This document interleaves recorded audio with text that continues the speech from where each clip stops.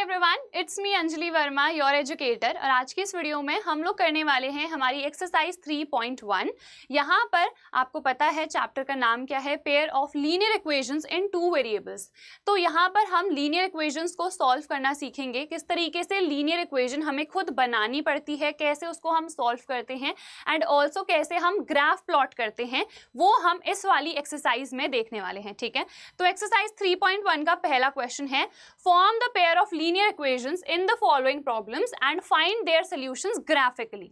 तो which means पहले ही question में हम ग्राफ प्लॉट करना भी सीखेंगे। ऑल्सो वील सी कैसे हम यहाँ पर लीनियर इक्वेशंस फॉर्म करते हैं।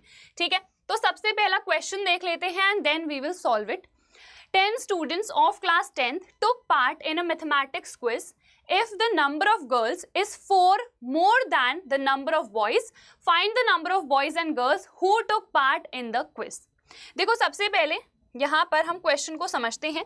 इस टाइप के जितने क्वेश्चंस आएंगे तो बस आपको लैंग्वेज समझनी है and then the question will become very very simple. तो यहाँ पर सबसे पहले क्लास 10th के स्टूडेंट्स हैं। कितने स्टूडेंट्स हैं? 10। ठीक है, अब ये जो 10 टोटल स्टूडेंट्स हैं, इनमें क्या है, गर्ल्स भी हैं और बॉयज भी हैं। ठीक है, ये गर्ल्स आ गए और ये बॉयज।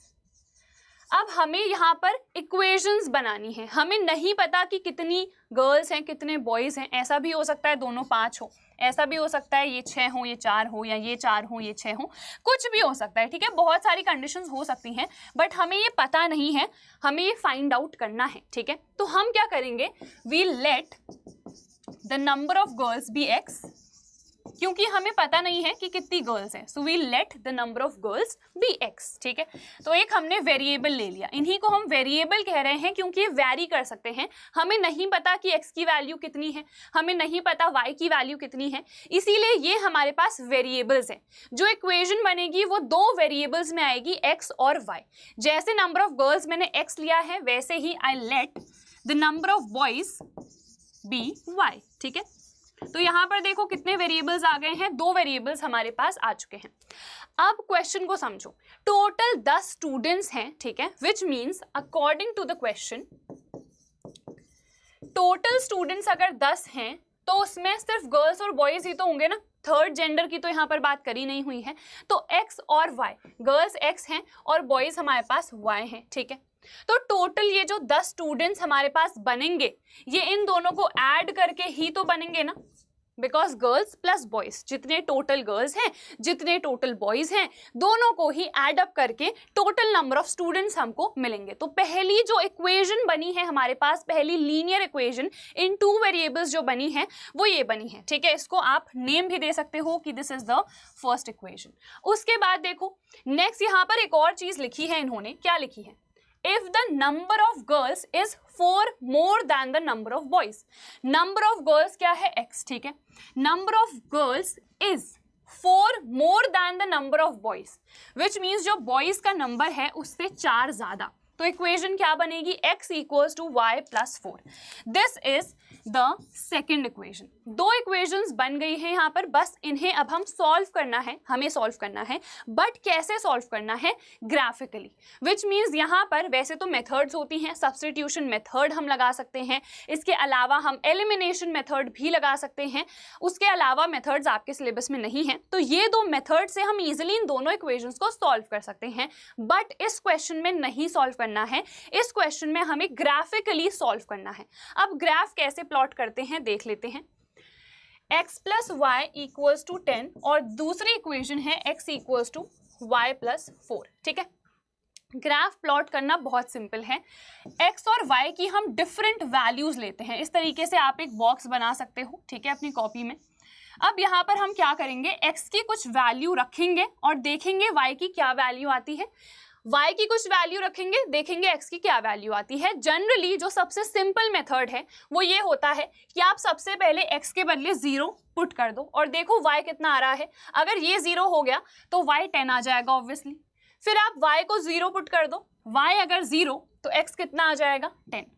तो विच मीन्स मुझे 2 वैल्यूज मिल गई हैं। इन 2 वैल्यूज की हेल्प से मैं ग्राफ प्लॉट कर सकती हूँ। सेम चीज यहाँ पर भी करो। ठीक है, x की वैल्यू अगर 0 तो y क्या हो जाएगा, -4। देखो यहाँ पर पुट करो, x equals to y plus 4 है, तो y कितना आ जाएगा, -4 ऑब्वियसली। सिमिलरली y अगर मैं 0 पुट करूंगी, ये 0 हो गया, तो x कितना आ जाएगा, 4। तो यहाँ पर ये वाली जो इक्वेशन है इसके लिए ये लाइन बनेगी, ठीक है। ये ग्राफ में इस तरीके से हम प्लॉट करेंगे। अगर हम बात करें इस वाली लाइन की, ठीक है, इस वाली इक्वेशन की, तो ये हमारा ग्राफ में प्लॉट होगा। अब ग्राफ कैसे प्लॉट करेंगे, आप लोगों को पता है कि हमारे पास x एक्सिस और y एक्सिस होता है। This is your x axis, this is your y axis. ये फर्स्ट क्वाड्रेंट है, ये सेकंड है, ये थर्ड है, ये फोर्थ है। यहाँ पर ये दोनों पॉजिटिव होते हैं, फिर यहाँ पर ये पॉजिटिव, ये नेगेटिव हो जाता है, और ये नेगेटिव और ये भी नेगेटिव होता है, ठीक है। सिमिलरली फोर्थ क्वाड्रेंट में ये पॉजिटिव और ये नेगेटिव, ये चीज सभी को पता है। तो यहाँ पर हम सबसे पहले क्या करते हैं, प्लॉट कर देते हैं ग्राफ में। ये हमारे पास क्या होता है, ओरिजिन 0,0, ठीक है, तो ये 0 है, फिर यहाँ पर 1 2 3 4। आप लोगों को ग्राफ पे अच्छे से प्लॉट करना है, वहां पर ब्लॉक्स ऑलरेडी बने होते हैं, यहाँ नहीं बने हैं, इसीलिए मैंने इस तरीके से ही बना दिए हैं। आपको ऐसे नहीं बनाने हैं, प्रॉपर ग्राफ शीट लेनी है, वहां पर ब्लॉक्स मेंशन्ड होते हैं, उन्हीं पे प्लॉट करना है, ठीक है। 4 5 6, इसको थोड़ा मुझे एक्सटेंड करना पड़ेगा 10 तक, ठीक है, तो हम एक्सटेंड कर देते हैं 7 8 9 और 10, ठीक है। तो ये प्लॉट हो गया यहाँ पर। सिमिलरली यहाँ पर भी आपको 10 तक प्लॉट करना पड़ेगा, तो इसको भी थोड़ा एक्सटेंड कर देंगे हम इस तरीके से, ठीक है। ये स्ट्रेट बनेगा ऑब्वियसली आपका 1 2 3 4 5 6 7 8 9 10, ठीक है। तो ये y एक्सिस बन गया, लिख देती हूँ मैं 1 2 3 4 5 6 7 8 9 और 10, ठीक है। यहाँ पर नेगेटिव वैल्यूज ऑब्वियसली प्लॉट होंगी। हमें कहाँ तक जाना है, यहाँ पर तो कुछ ज़रूरत है नहीं वैसे, तो सिर्फ इतना ही मैं ले लेती हूँ। और यहाँ पर -1 -2 -3 -4, तो ये वैल्यू -4 की है, ठीक है। अब हमें ये वैल्यूज प्लॉट करनी है, तो सबसे पहले कोऑर्डिनेट क्या आया है, देखो 0,10 आपको पता है, क्योंकि हम कोऑर्डिनेट को x, y करके लिखते हैं। तो सबसे पहला कोऑर्डिनेट जो आया है वो है 0,10। फिर क्या आया है 10,0।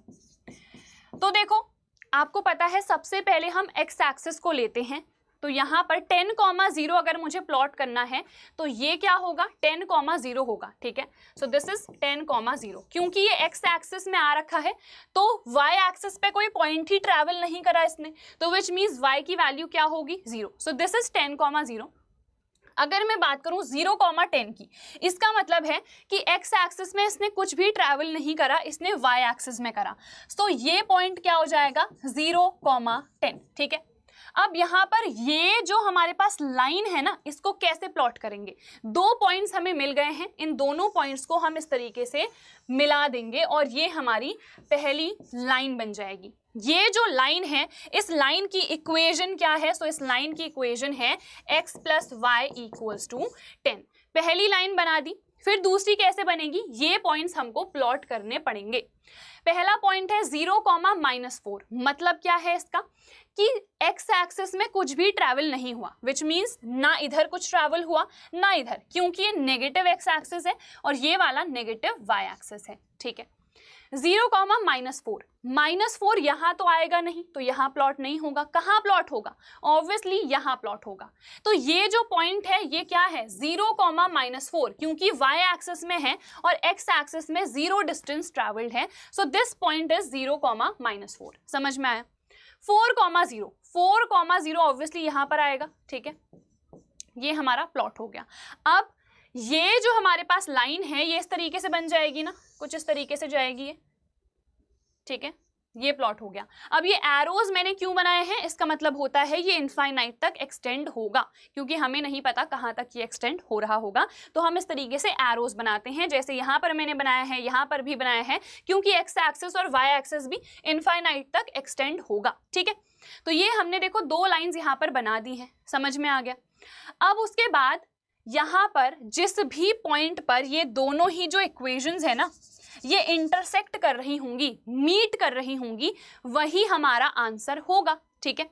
अब यहाँ पर बिकॉज ग्राफ अच्छे से प्लॉटेड है नहीं, तो वैल्यू क्लियरली यहाँ पर नहीं दिख रही है, क्योंकि ऑब्वियसली सेम डिस्टेंस हमने यहाँ पर अच्छे से नहीं लिया है ना। तो हम क्या करेंगे, यहाँ पर सॉल्व करके देख लेते हैं। कौन सी मेथड लगाएंगे, कोई सी भी लगा सकते हैं। जैसे मैं यहाँ पर सब्स्टिट्यूशन मेथड लगा देती हूँ, ठीक है। x equals to y plus 4 है, x की वैल्यू y प्लस 4 है जो कि मैं इस इक्वेशन में सिंपली पुट कर सकती हूँ, ठीक है। ये आपको शो करने की जरूरत नहीं है इस क्वेश्चन में, क्योंकि यहाँ पर जो आपका आंसर आएगा वो सिंपली ग्राफ से ही आ जाएगा। और जब आप लोग अपनी कॉपी में ग्राफ शीट में प्रॉपरली ये ग्राफ को प्लॉट करोगे तो जो आपका आंसर आएगा वो यहाँ पर बिल्कुल सही आ जाएगा। आंसर आई थिंक यहाँ पर 7,3 होना चाहिए, एक बार देख लेते हैं। 2y, ठीक है, जस्ट 1 सेकेंड, ठीक है।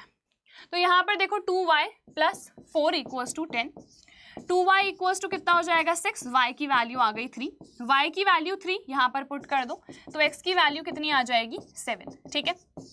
तो क्लियरली यहाँ पर 7,3 कोऑर्डिनेट आएगा जो कि इंटरसेक्टिंग होगा। तो यहाँ पर देखो नियर अबाउट वैल्यू है 7 और ये 3, ठीक है, थोड़ा ऊपर हो गया ये, एग्जैक्ट नहीं है अगेन, क्यों, क्योंकि यहाँ पर हमने एग्जैक्ट डिस्टेंस पे ये प्लॉट नहीं कर रखे हैं, यहाँ पर हमने प्रॉपर ग्राफ शीट में प्लॉट नहीं करा है, तो आंसर जो है वो एग्जैक्टली सेम नहीं आ रहा है। बट जब आप ग्राफ शीट पे प्लॉट करोगे आंसर बिल्कुल सही आएगा, विच इज 7,3। तो ये दोनों जो आप लाइन्स बनाओगे ना, स्ट्रेट बननी चाहिए पहली बात, और जब ये स्ट्रेट बनेंगी तो आपका जो एग्जैक्ट इंटरसेक्टिंग पॉइंट है वो 7,3 ही आएगा। अगर नहीं आ रहा है तो आपने ग्राफ जो है गलत प्लॉट कर रखा है।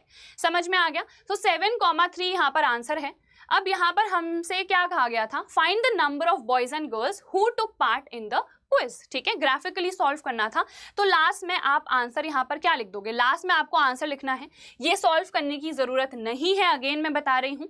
तो आपका आंसर हो जाएगा the number of girls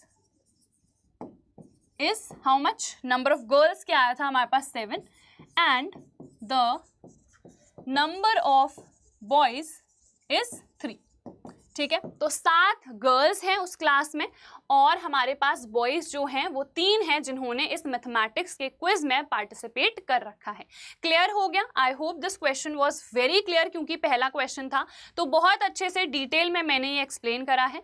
next question पे आ जाते हैं। अगेन इसको भी हमें ग्राफिकली ही सॉल्व करना है, तो देख लेते हैं। 5 pencils and 7 pens together cost ₹50, ठीक है, whereas 7 pencils and 5 pens together cost ₹46. Find the cost of 1 pencil and that of 1 pen. तो हमें यहाँ पर फाइंड आउट क्या करना है, cost of pencil and cost of pen, जो कि हमें नहीं पता है। तो इसको मैं x ले लूंगी, इसको मैं y ले लूंगी सिंपली। तो लिख लेते हैं let the cost of 1 pencil be ₹x, ठीक है। ये भी आपको जो भी SI यूनिट आ रही है या फिर जो भी चीज़ रिक्वायर्ड है वो मेंशन करना इंपॉर्टेंट रहता है। Then let the cost of 1 pen be ₹y, ठीक है, ये आ गया। अब क्वेश्चन में क्या गिवन है उसके अकॉर्डिंग हमें इक्वेशंस बनानी पड़ेंगी। अकॉर्डिंग टू द क्वेश्चन में क्या कहा गया है, जब मैं 5 पेंसिल खरीदूंगी, 5 पेंसिल की कॉस्ट क्या आएगी, एक पेंसिल की x है, तो 5 की क्या आएगी 5 into x, जिसको मैं 5x लिख सकती हूँ, ठीक है। एंड 7 पेन्स, 7 पेन की कॉस्ट कितनी आएगी 7 into y, जिसको मैं 7y लिख सकती हूँ।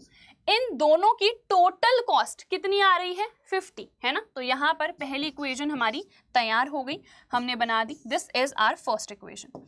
फिर सेकंड, 7 पेंसिल की कॉस्ट कितनी होगी 7x, उसके बाद क्या है 5 पेन्स, 5 पेन्स की कॉस्ट क्या होगी 5y, इनका टोटल कॉस्ट कितना आ रहा है 46। तो पहली इक्वेशन हमारी ये बनी, सेकंड इक्वेशन हमारी ये बनी। अब हम क्या करेंगे, ग्राफ प्लॉट करेंगे, जिसके लिए हमें x और y की वैल्यूज ढूंढनी पड़ेंगी। अब देखो, अगर मैं x को 0 पुट कर दूंगी तो y आएगा 50/7, जो कि पॉइंट में आएगा। कोई भी चीज पॉइंट में प्लॉट करना ग्राफ में इज वेरी वेरी डिफिकल्ट, तो ऐसी कंडीशन में हम x के बदले 0 नहीं पुट कर सकते हैं। सिमिलरली देखो, अगर मैं y को 0 पुट कर दूं तो आंसर आ सकता है। कैसे आ सकता है, देखो y को मैं 0 पुट करूंगी तो 5x = 50 हो जाएगा, क्योंकि 7 इंटू 0 तो 0 ही होता है। तो x की वैल्यू कितनी आ जाएगी 10। तो विच मीन्स जब मैं y को 0 पुट कर रही हूँ तो आंसर मिल रहा है, बट जब मैं x को 0 पुट कर रही हूँ तो यहाँ पर से y की पॉइंट में वैल्यू आ रही है, तो हम x के बदले 0 नहीं पुट कर सकते। ठीक है, तो हम x के बदले कुछ ऐसी वैल्यू पुट करेंगे सो दैट यहाँ पर y की मुझे डेफिनेट वैल्यू मिले, 2, 3, 5 इस टाइप से वैल्यूज मिले। ठीक है, अब हम यहाँ पर देखो क्या पुट कर सकते हैं। यहाँ पर मैं एक काम कर सकती हूँ, क्योंकि मुझे पता है 7 इंटू 5 क्या होता है 35, और यहाँ पर 50 है, यहाँ पर 5x लिखा है। तो अगर हम कुछ इस तरीके से करें, है ना, कि यहाँ पर 35 आ जाए तो y की वैल्यू मुझे 5 मिल जाएगी।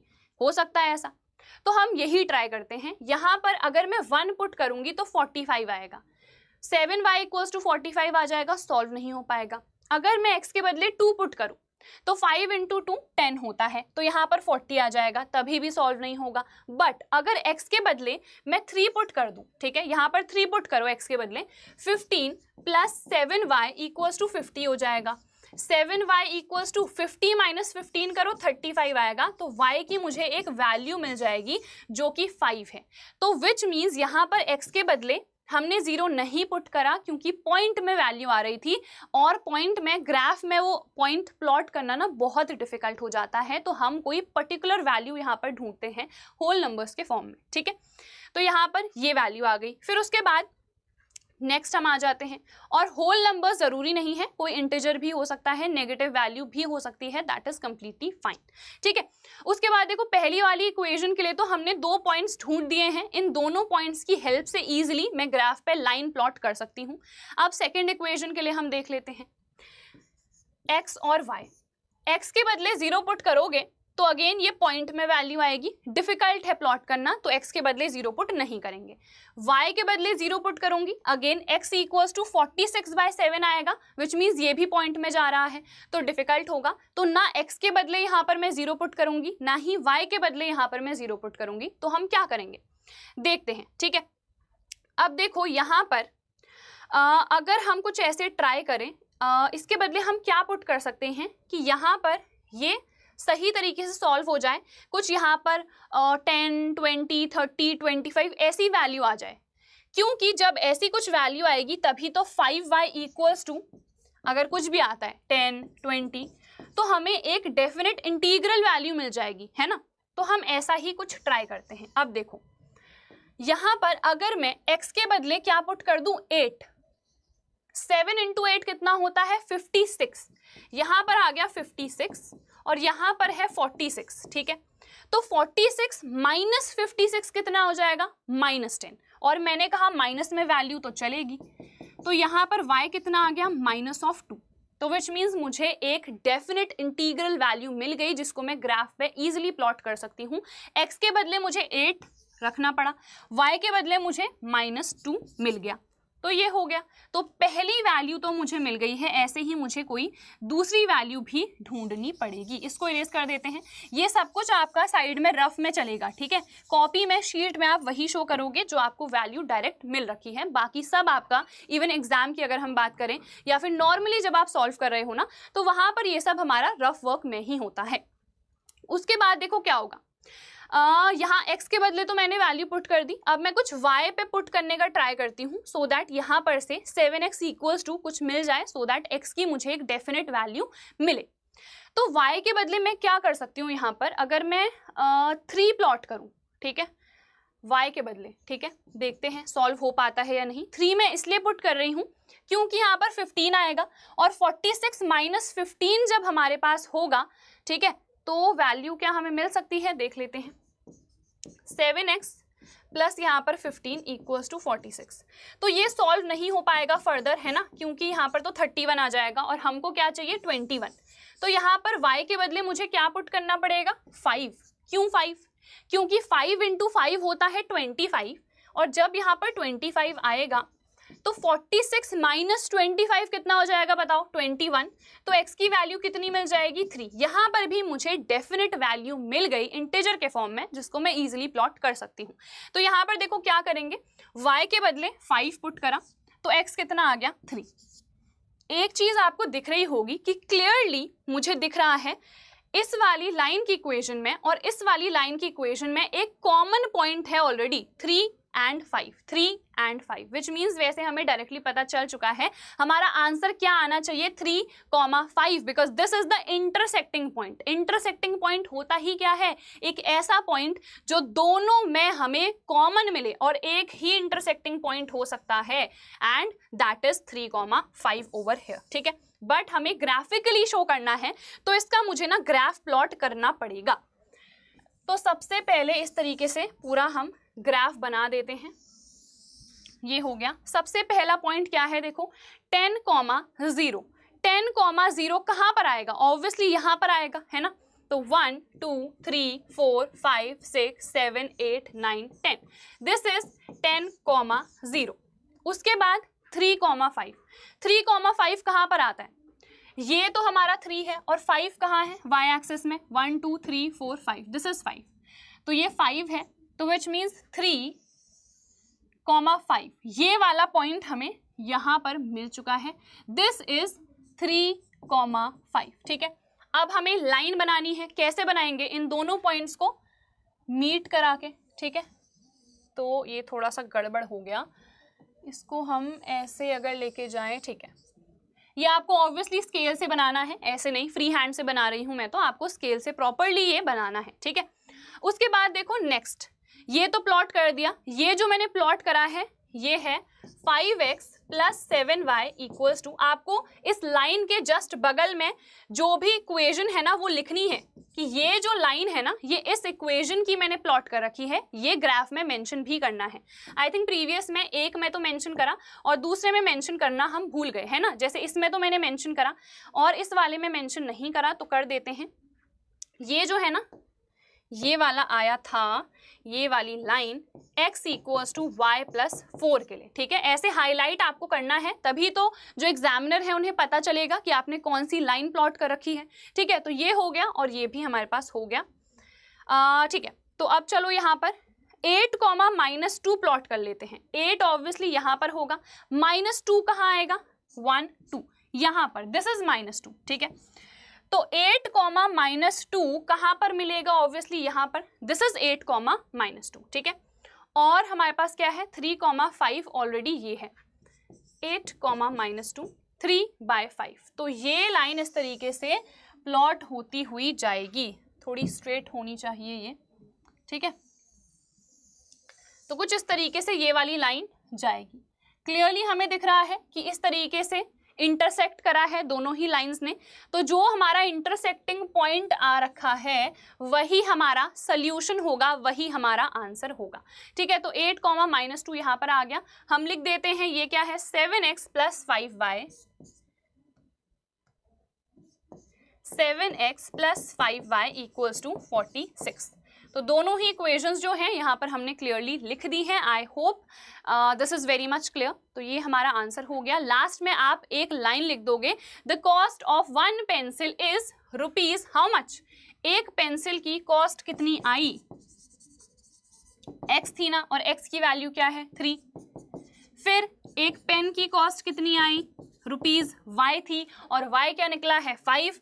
तो ये ठीक है, 3 रुपए की पेंसिल है और 5 रुपए की पेन है। वैसे आजकल तो महंगी हो गई है, बट यहाँ पर ये ऑब्वियसली एनसीईआरटी इतनी पुरानी है तो तब 5 रुपए की ही आती थी, तो यहाँ पर आंसर हो गया डायरेक्टली 5। ठीक है, चलो I hope this is clear. तो पहला क्वेश्चन हमारा हो चुका है फाइनली। सेकेंड क्वेश्चन पे आ जाते हैं।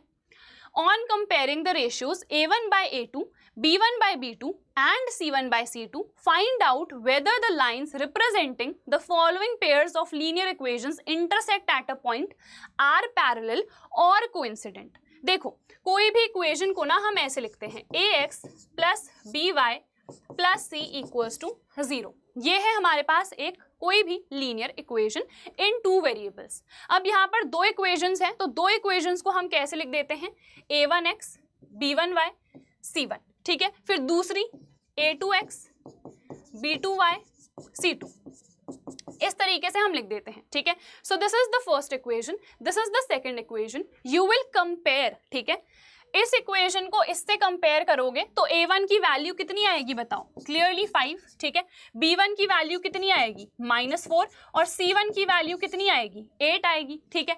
फिर देखो इस वाले को इससे कंपेयर करो, a2 की वैल्यू कितनी आएगी, 7, b2 की वैल्यू 6, c2 की वैल्यू -9। ऐसे बस आपको कंपेयर करना है, ये देख लेना है पहले, ठीक है। कंपेयर करके you have got the values, but हमें क्या कंपेयर करने हैं, हमें ये रेशियोज कंपेयर करने हैं, a1 by a2, b1 by b2, c1 by c2। तो हम क्या करेंगे, वैल्यूज तो मुझे पता चल ही गई है ना, तो पुट कर देंगे। a1 बाय a2 कितना आएगा, 5/7, b1 बाय b2 कितना आएगा, -4/6, c1 बाय c2 कितना आएगा, 8/-9, जिसको मैं -8/9 भी लिख सकती हूँ, इसको भी हम -2/3 लिख सकते हैं। अब यहाँ पर ये कंपेयर करके हमें कैसे पता चलेगा कि ये जो इक्वेशंस हैं ये इंटरसेक्ट कर रही हैं, पैरेलल हैं या कोइंसिडेंट है, तो उसके लिए कंडीशन होती है, ठीक है। क्या कंडीशन है यहाँ पर मैं लिख देती हूँ, अच्छे से लर्न कर लेना। a1 बाय a2 जब डायरेक्टली पहली ही कंडीशन में b1 बाय b2 के इक्वल नहीं आ रहा है, उसका क्या मतलब होता है कि हमारे पास यूनिक सोल्यूशन है। और यूनिक सोल्यूशन कब आता है, जब जो लाइंस हैं वो इंटरसेक्टिंग हो, ठीक है। फिर देखो अगर a1 बाय a2 b1 के तो इक्वल आ गया, बट c1 बाय c2 के इक्वल नहीं आ रहा है, उसका मतलब है वो जो दो लाइंस हैं वो पैरेलल हैं। पैरेलल होंगी तो देखो एक लाइन ऐसे, दूसरी लाइन ऐसे, क्या ये कहीं भी मिलेंगी, इंटरसेक्ट करेंगी? नहीं। अगर ये इंटरसेक्ट ही नहीं करेंगी, विच मीन्स इनका कोई भी यूनिक सोल्यूशन हो ही नहीं सकता है ना। विच मीन्स अगर लाइन पैरेलल है, लाइंस पैरेलल हैं, so no solution in that case, ठीक है। थर्ड केस क्या आता है, a1 by a2 equals to b1 by b2 equals to c1 by c2, which means ये तीनों जो रेशियो आएंगे ये आपस में इक्वल होंगे। इनका क्या मतलब है, इसका ये मतलब है कि लाइंस जो हैं वो कोइंसिडेंट है। कोइंसिडेंट का मतलब कि वो सेम वही लाइन है, एक ही लाइन है, ठीक है, अलग अलग तरीके से लिखी हुई है। एग्जाम्पल देती हूँ, 2x + 3y इक्वल्स टू 5 मैंने लिखा है। अब मैं क्या कर रही हूं, इसी इक्वेशन को ना मैं 2 से मल्टीप्लाई कर दे रही हूं, तो क्या आएगा मुझे बताओ, 4x + 6y equals to 10। But अगर मैं क्या करूं, इन दोनों इक्वेशंस को अलग अलग तरीके से देखूं, तो मुझे ऐसा लग रहा है ना कि दो अलग इक्वेशंस हैं, बट अल्टीमेटली जब आप इसको प्लॉट करोगे ग्राफ पे और जब आप इसको प्लॉट करोगे ग्राफ पे, तो आपको देखने को मिलेगा कि सिर्फ एक ही लाइन आप बना पा रहे हो, इससे ज्यादा लाइंस बन ही नहीं रही है। इसका क्या मतलब है, ये कोइंसिडेंट लाइंस है, क्योंकि ये सेम ही तो लाइन है ना, वही तो इक्वेशन है जिसको मैंने 2 से मल्टीप्लाई करा दिया है, तभी जाके तो ये रेशियो क्या आ रहे हैं, देखो सेम आ रहे हैं ना। तो विच मीन्स 3 कंडीशंस होती हैं, अच्छे से स्क्रीनशॉट ले लो। ये कंडीशन आ रही है विच मीन्स इंटरसेक्टिंग लाइंस हैं। इंटरसेक्टिंग कैसे बनेंगी, ऐसे बनेंगी, ठीक है, कि एक यूनिक सोल्यूशन आ रहा है, ठीक हो गया। फिर अगर ये दोनों तो इक्वल हैं बट ये तीसरा वाला इन दोनों के इक्वल नहीं आ रहा है, तो पैरेलल लाइंस हैं, इस तरीके से पैरेलल लाइंस, और यहाँ पर कोई भी सोल्यूशन नहीं होता है। फिर यहाँ पर जब ये तीनों रेशियो सेम है तो उन लाइंस को कोइंसिडेंट लाइंस कहते हैं, वो एक ही लाइन बनाती हैं। एंड इस केस में क्या सोल्यूशन होता है या नहीं, सोल्यूशन होता है, बट इतने सारे होते हैं कि हम एक फाइंड नहीं कर सकते हैं, विच मीन्स यहाँ पर इस केस में इनफाइनाइटली मेनी सोल्यूशंस हमारे पास होते हैं। क्लियर हो गया। तो ये कंडीशंस हमारे पास यहाँ पर आती हैं। जो इंटरसेक्टिंग लाइन होती है और जो कोइंसिडेंट लाइन होती है ना, अगर इन दोनों कंडीशन को सेटिस्फाई कोई भी दो इक्वेशंस कर रही हैं, तो हम उनको कहते हैं वो कंसिस्टेंट है, क्योंकि इसमें एक पर्टिकुलर सोल्यूशन मिल रहा है, इसमें भी तो सोल्यूशंस आ रहे हैं ना, बहुत सारे हो सकते हैं, इनफाइनाइटली मेनी सोल्यूशंस हो सकते हैं। तो ये हमारे पास हो गए। इसके अलावा अगर मैं इसकी बात करूं तो यहाँ पर तो कोई सोल्यूशन ही नहीं मिल रहा है, इसीलिए इनको हम इनकंसिस्टेंट लाइंस बोलते हैं। समझ में आया, ये कॉन्सेप्ट अभी यूज होगा, तो अच्छे से इसको मैंने समझा दिया है, स्क्रीनशॉट ले लो चाहे तो। चलो फिर अब यहाँ पर आ जाते हैं, रेशियो हमने ऑलरेडी निकाल दिए हैं। अब बताओ मुझे, क्या ये रेशियो इसके इक्वल आ रहा है? क्लियरली नहीं ना। 5/7 इज नॉट इक्वल्स टू -2/3। सो अगर हमारे पास ये कंडीशन आ रही है, इसका क्या मतलब है, a1 बाय a2 जो है b1 बाय b2 के इक्वल नहीं है, तो विच मीन्स यहाँ पर we will get a unique solution. And ये कौन सी लाइन होगी, intersecting lines, which means the pairs of linear equations intersect at a point. ठीक है, तो विच मीन्स ये इंटरसेक्टिंग लाइन्स हैं, both these lines will intersect at a point and that point will give us a unique solution। समझ में आ गया, तो पहला क्वेश्चन हो गया है। नेक्स्ट, अब यहाँ पर आई होप आप लोग इजीली कर लोगे। यहाँ पर आपको क्या करना है, a1 बाय a2, ठीक है, तो a1 बाय a2 डायरेक्टली कर लेते हैं, 9 बाय 18 सॉल्व होगा, 1 बाय 2 आ जाएगा। ठीक है, फिर b1 बाय b2 3 बाय 6 ये भी कटेगा, 1 बाय 2, फिर c1 बाय c2 12 बाय 24, तो यहाँ पर भी 1 बाय 2 आ गया। क्लियरली मुझे दिख रहा है तीनों रेशियो सेम आ रहे हैं, सो यहाँ पर clearly we can see a1 by a2 equals to b1 by b2 equals to c1 by c2, which means यहाँ पर infinitely many solutions are there. ठीक है, विच मीन्स ये लाइंस क्या होंगी, कोइंसिडेंट होंगी, यही हमें बताना था आई थिंक क्वेश्चन में भी। ठीक है, तो ये लाइंस कोइंसिडेंट हैं, ये हमने लिख दिया। नेक्स्ट पे आ जाऊं, अब यहाँ पर देखो a1 बाय a2 निकालोगे 6 बाय 2 कितना आ जाएगा, 3।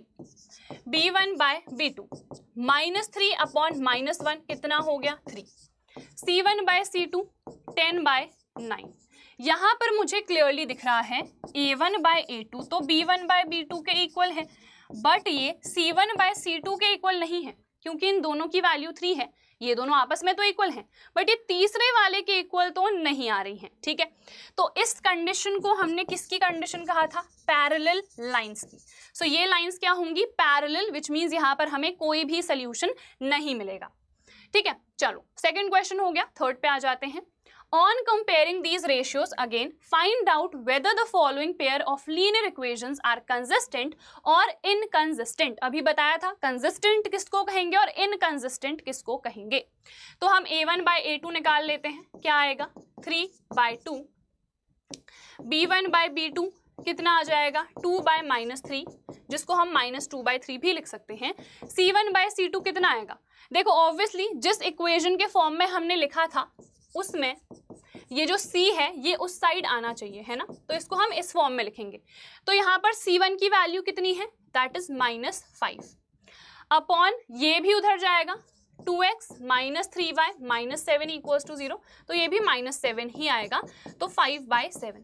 वैसे तो आप चाहो तो ऐसे भी लिख सकते हो, बट जो प्रॉपर हमारे पास इक्वेशंस के फॉर्म में लिखते हैं वैसे ही रिप्रेजेंट करके लिखोगे सो बेटर रहेगा। ठीक है, तो यहाँ पर क्लियरली मुझे दिख रहा है कि ये a1 by a2 b1 by b2 के तो इक्वल है ही नहीं, ये 3 बाय 2 है, ये -2 बाय 3 है, ये दोनों आपस में इक्वल नहीं है, विच मीन्स यहाँ पर एक यूनिक सोल्यूशन होगा, इंटरसेक्टिंग लाइन्स होंगी, और बिकॉज ये इंटरसेक्टिंग लाइंस हैं, हेंस मैंने बताया था ना इंटरसेक्टिंग के केस में हम इनको कंसिस्टेंट कहते हैं।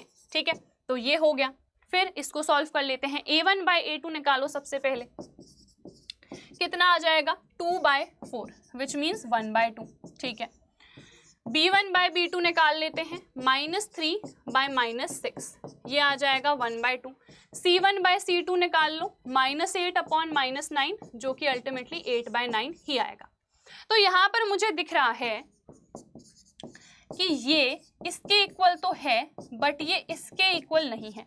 ये किसकी कंडीशन थी, पैरेलल लाइंस की। तो यहाँ पर विच मीन्स क्लियरली हम लिख देते हैं कि दीज लाइंस आर पैरेलल, और जो भी लाइंस हमारे पास पैरेलल आती हैं वो ऑब्वियसली इनकंसिस्टेंट होती हैं। इनकंसिस्टेंट क्यों है, बिकॉज इनका कोई भी सोल्यूशन एग्जिस्ट नहीं करता है। ठीक है, तो I hope this is clear. Next पे आ जाते हैं। चलो अब यहाँ पर देखो, जब आप कंपेयर करोगे ना a1 बाय a2 निकालोगे तो सबसे पहले a1 क्या है 3 बाय 2 एंड a2 क्या है यहाँ पर 9 है। सो a1 बाय a2 जब आप निकालोगे कितना आएगा 3 बाय 2 डिवाइडेड बाय 9, राइट। तो कितना हो जाता है, वो रेसिप्रोकेट हो जाता है। इस तरीके से ये सॉल्व कर लो, कितना आ जाएगा 1 बाय 6।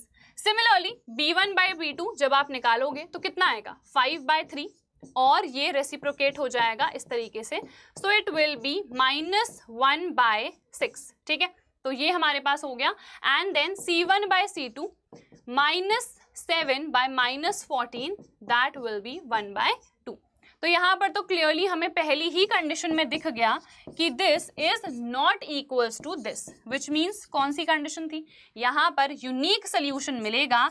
ये इंटरसेक्टिंग है, इंटरसेक्टिंग है इसका क्या मतलब है, ऑब्वियसली ये कंसिस्टेंट होंगे ना कि इनकंसिस्टेंट। ठीक है, चलो नेक्स्ट देख लेते हैं। यहाँ पर भी रेशियो निकाल लो, A1 by A2 5 upon -10 which means -1 by 2, B1 by B2 तो -3 upon 6 ये भी -1 by 2 and C1 by C2 तो ये हो जाएगा -11 upon 22, क्योंकि ये जब उस साइड जाएगा सो +22 हो जाएगा। ठीक है, तो यहाँ पर भी अल्टीमेटली मुझे -1 by 2 ही मिल रहा है। अब देखो क्लियरली मुझे दिख रहा है ये तीनों ही जो रेशियोज आए हैं ये इक्वल है, इक्वल है विच मीन्स कोइंसिडेंट है, कोइंसिडेंट है विच मीन्स ऑब्वियसली ये कंसिस्टेंट है। ठीक है, तो इस तरीके से बस हमें वो कंडीशन याद रखनी है और इजीली हम इन क्वेश्चंस को सॉल्व कर लेंगे। यहाँ भी वही चीज़ है, A1 by A2 निकाल लो, 4 by 3 इंटू ये 1 by 2 हो जाएगा, कितना आ गया 2 by 3। ठीक है, B1 by B2 ये आ गया 2 by 3। ठीक है, C1 by C2 -8 upon -12 आएगा, अल्टीमेटली कितना आएगा 2 by 3। तो ये भी मुझे क्लियरली रेशियोज इक्वल दिख रहे हैं, और जब रेशियोज इक्वल होते हैं तो उस कंडीशन में क्या होता है, उस कंडीशन में हमारे पास कोइंसिडेंट लाइंस होती हैं जो कि कंसिस्टेंट होती हैं।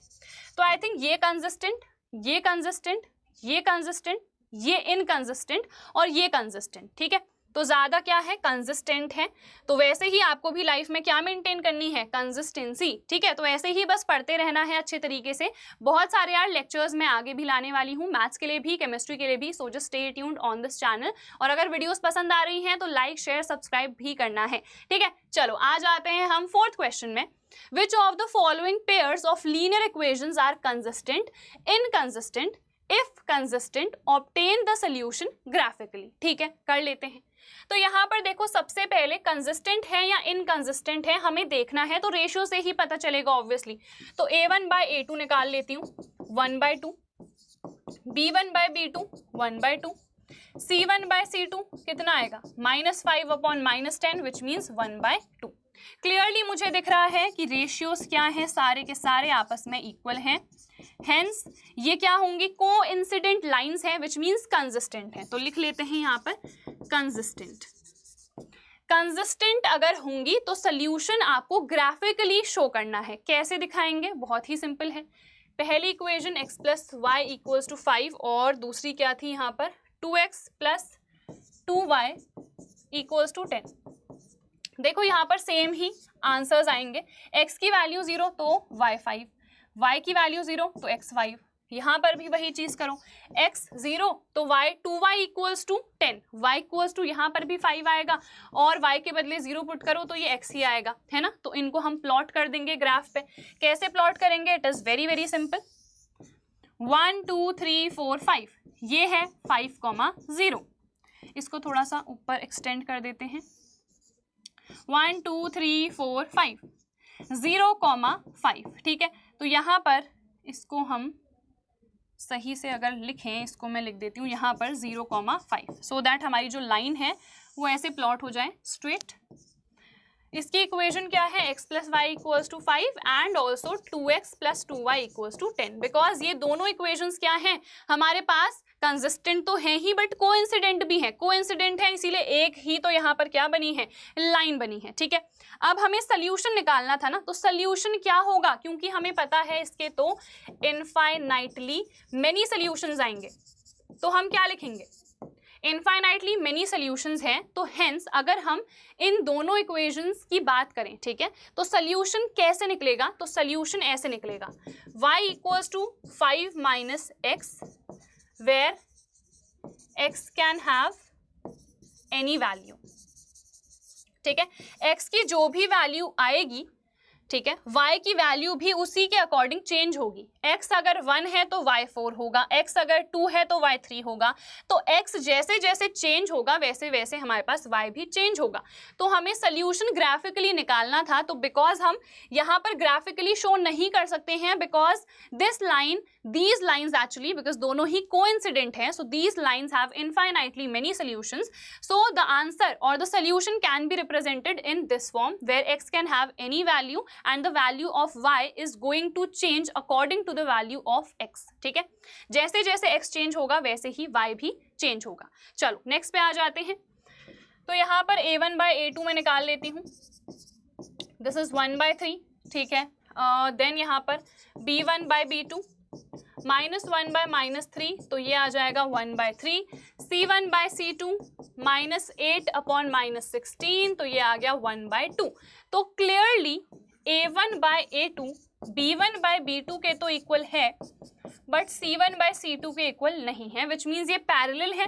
पैरेलल है तो ये इनकंसिस्टेंट है। इनकंसिस्टेंट है तो ऑब्वियसली ग्राफिकली हम इसका सोल्यूशन निकाल ही नहीं सकते हैं। थर्ड पे आ जाते हैं, a1 by a2 निकाल लो सबसे पहले, कितना आ जाएगा 2/4 1/2। b1 by b2 निकालो 1 by -2। तो यहाँ पर तो यार मुझे पहले ही दिख गया कि a1 by a2 जो है वो इक्वल ही नहीं है b1 by b2 के, विच मीन्स ये इंटरसेक्टिंग लाइंस है। इंटरसेक्टिंग लाइंस है विच मीन्स ये कंसिस्टेंट हैं। कंसिस्टेंट है तो इन्होंने क्या बोला कि ग्राफिकली इसको सॉल्व करके दिखाओ। सो 2x + y इक्वल्स टू 6 में लिख सकती हूँ पहली वाली को। ठीक है, फिर ये है 4x - 2y इक्वल्स टू 4। तो x और y, x अगर 0 तो y 6 आ गया, y 0 तो x 3 आ गया। ठीक है, फिर x अगर 0 तो y आएगा -2, y अगर 0 तो x आ गया 1। तो इसको हम ग्राफ पे प्लॉट कर सकते हैं। ठीक है, तो ये तो छोटी ही वैल्यूज हैं, तो इसको हम कैसे प्लॉट करें, चलो नेक्स्ट ही ले लेते हैं, एक और स्लाइड ले लेते हैं। ठीक है, यहाँ पर अच्छे से प्लॉट हो जाएगा।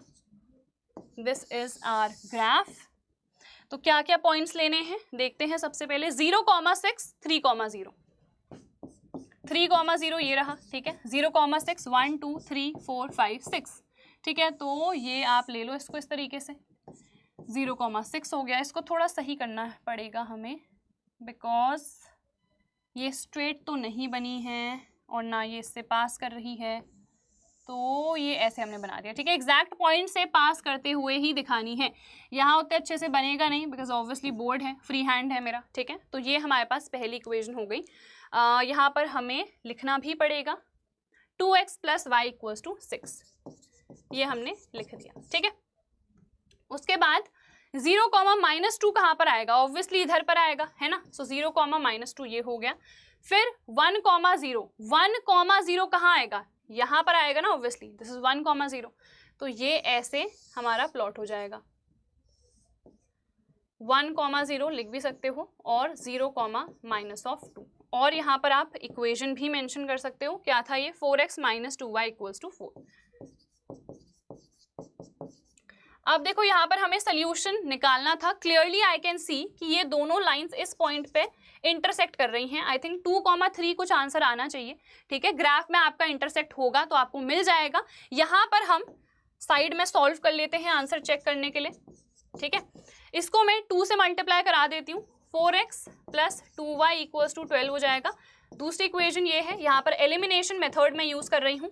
आपको अगर अभी नहीं समझ में आ रहा है सो सेकंड और थर्ड एक्सरसाइज के लिए वेट कर लो, क्योंकि वहां पर ये मेथड्स मैंने अच्छे से एक्सप्लेन कराई हैं। ठीक है, अब हम क्या करेंगे, दोनों इक्वेशंस को ऐड कर देते हैं। 8x, ये दोनों तो कैंसिल हो जाएगा, 2y प्लस में है और ये माइनस में है, प्लस और माइनस कैंसिल हो जाता है। फिर ये ऐड हो रहे हैं तो ये 6 आ गया। x की वैल्यू आ गई 2। ठीक है, x की वैल्यू अगर 2 है तो यहाँ पर पुट कर दो। ठीक है, 2 पुट करोगे तो y की वैल्यू भी 2 आ जाएगी। ठीक है, सो 2,2 यहाँ पर आंसर होना चाहिए। ठीक है, तो यहाँ पर बिकॉज ऑब्वियसली हमने सेम डिस्टेंस लिया नहीं है तो ये एग्जैक्टली मैच नहीं करा, ये वाला मैच कर गया था।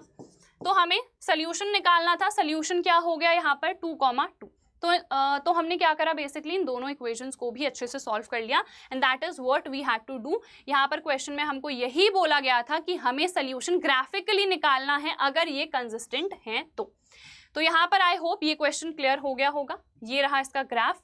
अब हम आ जाते हैं इसके आखिरी फोर्थ पार्ट में, इसको देख लेते हैं। A1 by A2 कितना आएगा? 2/4 विच इज 1/2, ठीक है। B1 by B2 -2 upon -4, ये भी 1/2। C1 by C2 -2 by -5 which means 2/5, ठीक है। तो यहाँ पर देखो clearly A1 by A2 B1 by B2 के तो इक्वल है, बट C1 by C2 के इक्वल नहीं है। किसकी कंडीशन है? पैरेलल लाइंस की कंडीशन है। पैरेलल लाइंस क्या होती हैं? इनकंसिस्टेंट होती हैं। तो यहाँ पर ग्राफिकली सॉल्व करने की जरूरत ही नहीं है, तो कोई ग्राफ प्लॉट नहीं करना है, ठीक है। अब यहाँ पर फिफ्थ क्वेश्चन पे आ चुके हैं। Half the perimeter of a rectangular garden whose length is 4 meter more than its width is 36 meter. Find the dimensions of the garden, ठीक है। अब जो गार्डन है ना उसके डायमेंशंस निकालने हैं, यानी कि लेंथ और ब्रेथ। लेंथ में x ले लेती हूँ, ब्रेथ में y ले लेती हूँ, और ये दोनों डायमेंशंस ही मुझे निकालने हैं, ठीक है। So we will let the length of the garden be x meter, ठीक है, and we let the breadth of the garden be y meter, ठीक है। तो हमने ये लेट कर लिया है, और हमें कैसे पता कि लेंथ और ब्रेथ ही लेनी है? क्योंकि यहाँ पर क्लियरली मेंशन्ड है। ब्रेथ भी ले सकते हो, ब्रेथ और विथ सेम ही चीज है।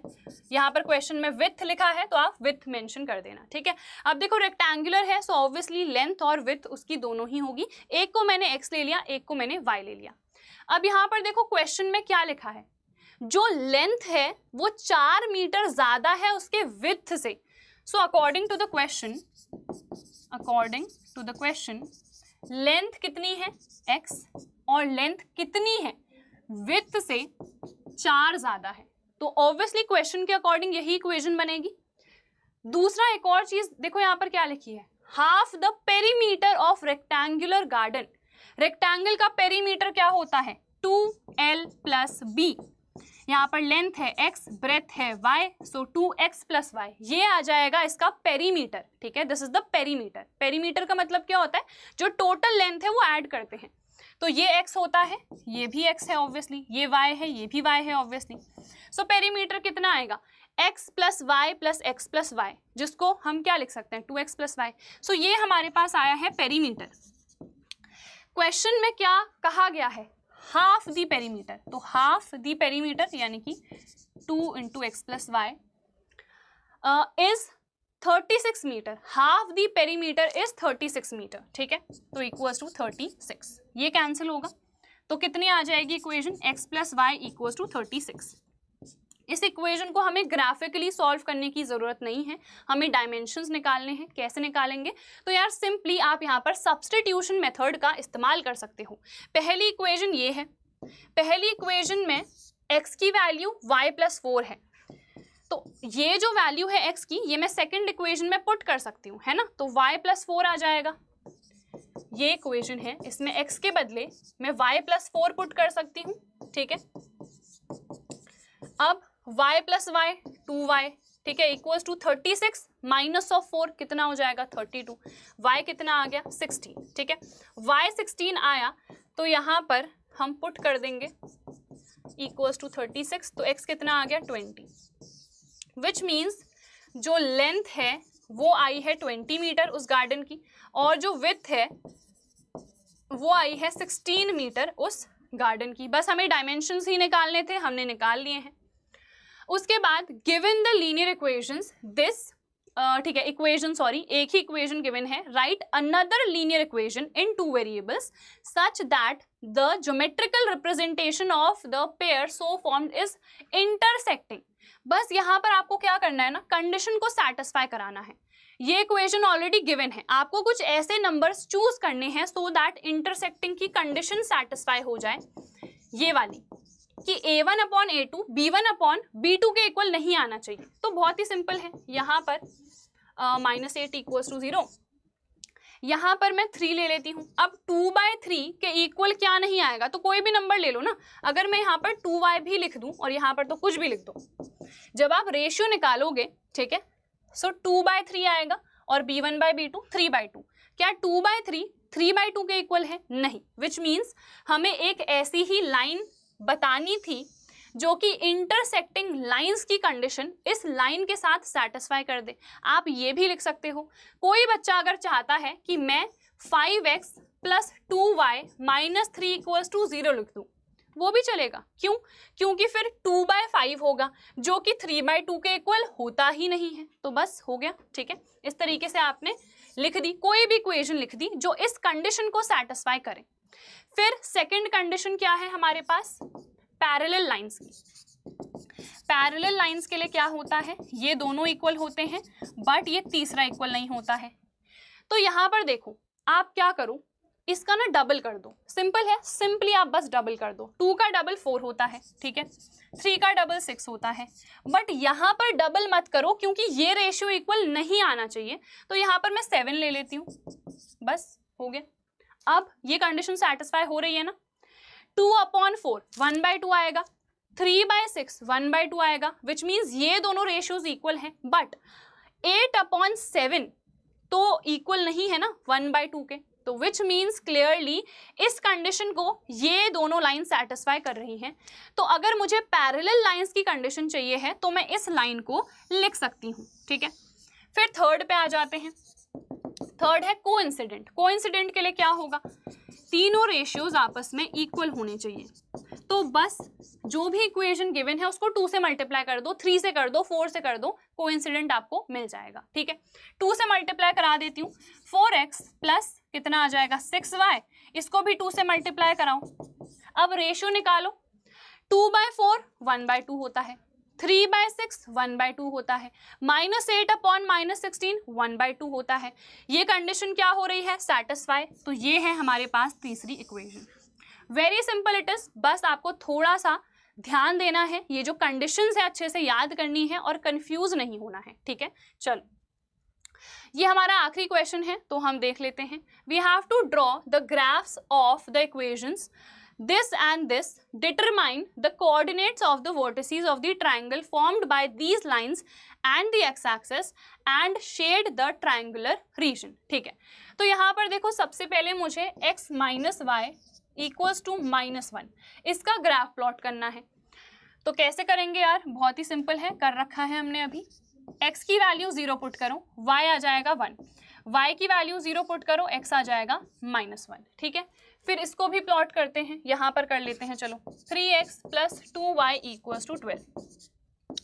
x के बदले 0 पुट करो, y 6 आ जाएगा, y के बदले 0 पुट करो, x 4 आ जाएगा। कैसे मैं कर रही हूँ दिमाग में? तो सिंपल है, ये 0 है तो इसको हटा दो, ठीक है। तो कितना बचा? 2y = 12, तो y कितना आ गया? 6 आ गया।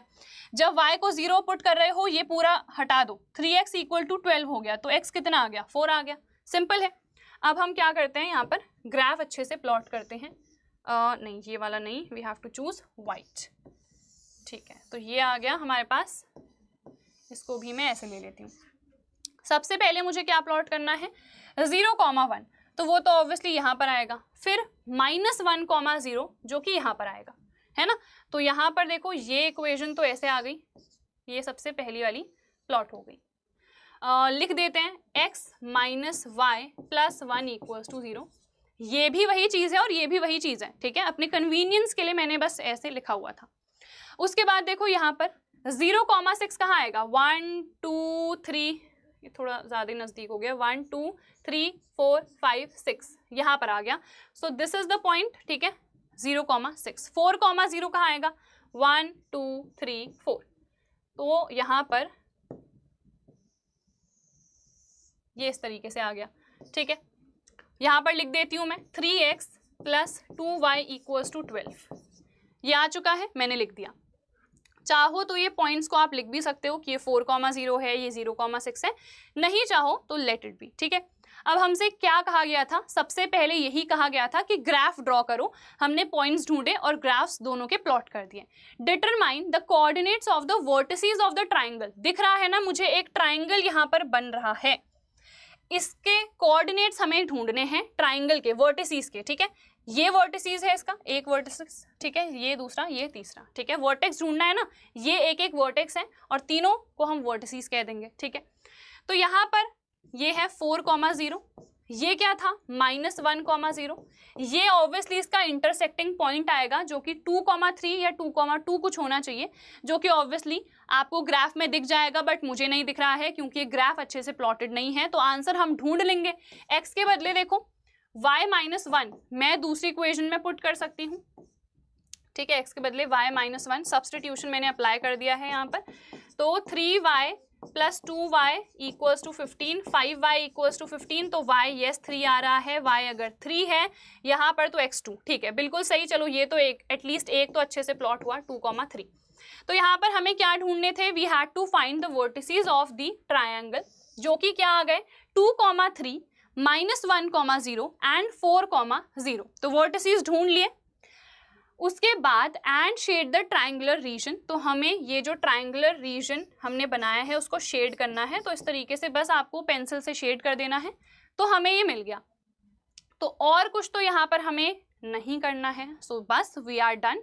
ये आपको शो ऑब्वियसली एग्जाम में नहीं करना है ये, क्योंकि ये हमने सिर्फ पॉइंट ढूंढने के लिए करा है, बट आप जब ग्राफ प्लॉट करोगे तो ये पॉइंट ऑटोमेटिकली आपको दिख जाएगा, इंटरसेक्टिंग पॉइंट, ठीक है। तो बस यार ये हमारा आखिरी क्वेश्चन था। With this we end our today's video. ये जो पीडीएफ्स हैं अगर आपको सोल्यूशन के साथ चाहिए होंगी सो टेलीग्राम पे आप लोगों को मिल जाएंगी। टेलीग्राम जो हमारा है वो आपको डिस्क्रिप्शन में मिल जाएगा, ज्वाइन कर लेना। एंड ऐसे ही यार इन वीडियोस को प्यार देते रहना। जितने चैप्टर्स हैं सारे के solutions along with that previous year sample papers, chapter wise one shots, सब कुछ आपको इस चैनल पे मिलने वाला है। मैथ्स का भी मिलेगा, even I teach chemistry on this channel. So chemistry के लिए तो ऑलरेडी टॉपिक वाइज वीडियोस मैंने स्टार्ट कर दी हैं, तो सब कुछ आपको इस चैनल पे मिलने वाला है। Just stay tuned on this channel. मिलते हैं नेक्स्ट वीडियो में। Till then bye everyone, take care and all the very best.